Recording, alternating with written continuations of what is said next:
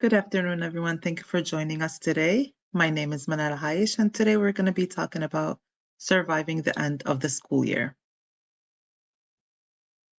So what we're going to cover today in our presentation, how behavior and feelings impact the surviving of the end of the school year.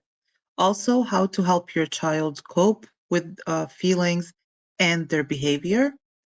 Also, we're going to be giving the um, tips to help your child navigate through this time of the year or of the school year, which can be overwhelming or stressful for some kids.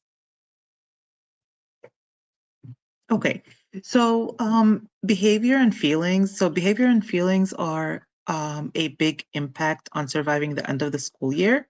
Students become sad because that's all they have. Of course, some students, others they just want to finish. They just want to leave school. They just want to enjoy their summer break, right? So today we will learn how can we cope with both and how to help our children cope with both their behavior and their feelings.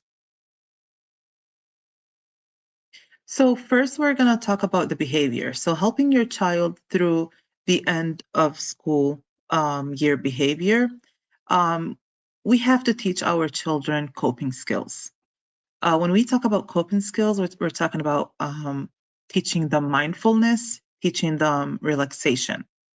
For example, if they have a test or an exam by the end of the school year or by this time, and your child, your child that he becomes anxious or he becomes nervous, um, excuse me, or he becomes nervous. So teaching him how to relax and how to practice mindfulness can actually help him a lot through this time.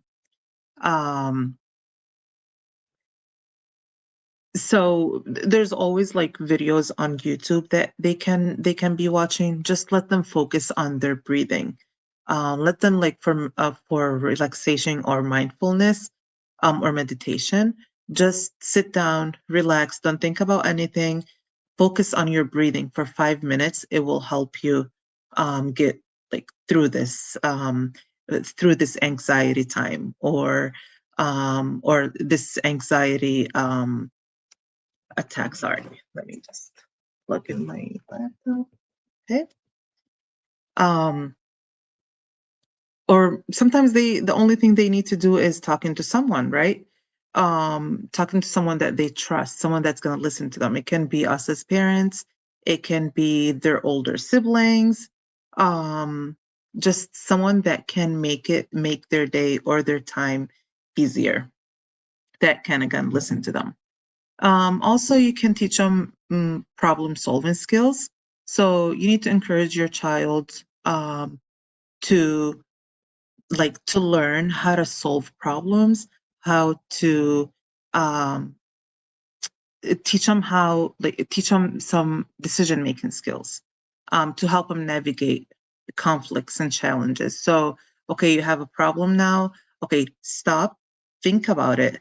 Think about what decision you're going to make. What's the best decision that's not going to harm you and not going to harm others? And if it's right for you, if it doesn't have any or the least consequences, then go ahead with it. Also, the second one we're going to cover is helping your child cope with end of school year feelings. Um, so first of all, as parents, we have to acknowledge their emotions. It's normal for your child to feel a range of emotions as the school year ends, but you need to allow them to feel whatever comes up without judgment. So don't tell them, oh, you shouldn't be feeling like that because um, school is ending and you're just gonna enjoy summer. No, it's okay. They said, oh, I don't wanna I don't wanna finish the school. I'm gonna feel that I'm gonna be alone without my friends. Don't make fun of that or don't judge that. Tell them it's okay. We can stay connected with our friends. We can actually spend time together. Not only as family, we can go to the park, call your friend, and then they can join us at the park as well. Um, Also, like you can exchange contact information with the friends and the classmates. Like you can tell them, okay, here, give my phone number to your friend's mom so we can exchange phone numbers. Or or if they have a device or if they have a cell phone, they can exchange numbers as well. Also reflect on good times. So let your child take time to reflect on the positive experiences that they already had throughout the school year. Because once they remember like the good times, it can help them counteract the feelings of sadness. It can kind of balance and remove the sadness feeling. Also, we're going to have more tips about how to help them navigate through this busy time. Um, this next one, please. Thank you. So it's very important. Like, if you don't know, if you can't help your child through this time, if he's struggling in a specific subject, there's nothing wrong to ask for help. Okay. Whether it's you, whether it's your child is asking you, or you're asking the school. So you can pick up the phone, call the teacher, send an email, um, call the counselor, the social worker, and tell them, like, my son or my daughter, they're actually struggling through this time and in a specific subject. How can I help them get through this time with make how can I help them make this easier for them? Okay. And also you can ask your child, how may I help you? Or is there anything additional I can do to have you succeed? Also, we have to teach our kids and let make sure that they prioritize their tasks. Okay, so let them assign a to-do list on all the assignments or projects and exams that they need to complete before the end of the school year. And this happens. They can prioritize it based on deadlines or importance. For example, if they have a test on Monday and they have an assignment on Wednesday, it's like it's common sense for them to finish what's most important first is reviewing their test first. And then after finishing their test, they can finish and work on the assignment. They will have enough time. Also, they have to break tasks into smaller chunks. So once they break the large projects into smaller chunks or tasks, it can be easier to digest, easier to finish, and it's not going to make them feel overwhelmed. So it will help them manage it easier. Okay, and they can stay focused on finishing it without feeling overwhelmed. Sorry.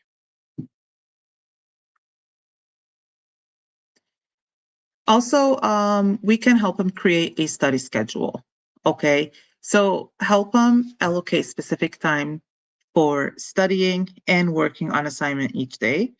Having a schedule can help your child stay organized and ensure that they are dedicating enough time to each subject. Taking a break. So this is very important. Um, Taking a break gives them time to recharge. Okay, it is important to give your child a break to rest.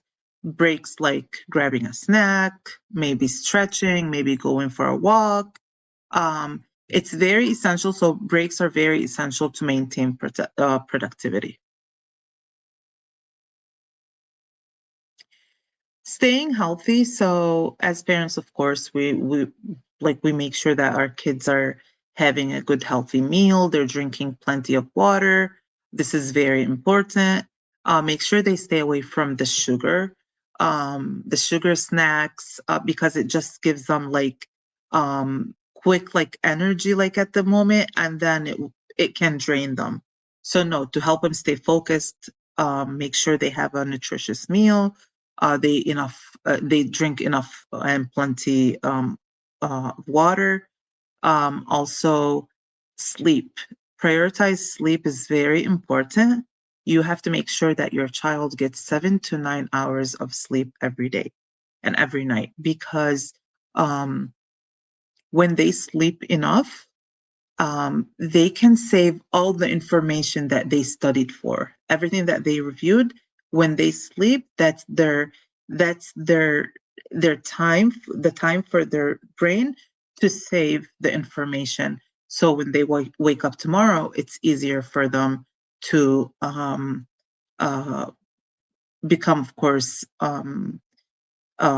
energized and ready to finish these tests and exams. Next, please. Okay, thank you. So this is very important, also celebrating milestones.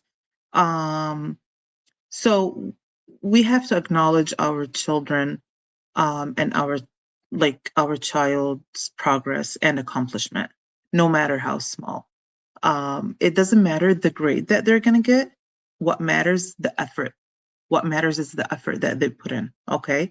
So let's not just focus on like them having A plus or staying like for example like an honor roll all year. Make sure that you tell them, okay, I'm very proud of you for trying hard, for putting an effort on this, for example, on this exam, on this subject. So celebrate their milestones a long way to keep them motivated. Also plan for relaxation. This is very important to help them disconnect from screens. Okay. Before bedtime, let's say 2-3 hours before bedtime, let them disconnect from screens. No cell phones, no TV, no iPad, no computers, because the blue ray that comes out from the screens, it actually affects the melatonin, that the hormone that's the sleeping hormone that their body needs to relax and sleep. So whenever like they're watching TV, their body does not know that it's time to relax, it's time for bed. Okay, that I have to like I have to rest and I have to relax. So make sure like instead of like for them scrolling on social media or watching TV, let's encourage them to read a book, listen to music, or practice relaxation techniques. So here are some good things to do in summer. So some students, they like to join summer camps. Some of them they are encouraged to join summer schools, for example. You can also go to the beach and swim, hiking, camping, reading, writing, fishing.